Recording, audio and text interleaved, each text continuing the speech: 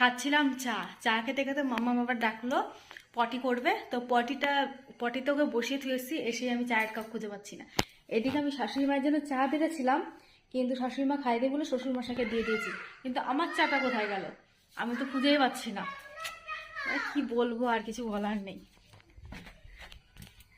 এই এই আমার চা খুঁজে পাচ্ছি না, চায়ের কাপ কোথায় রাখলাম?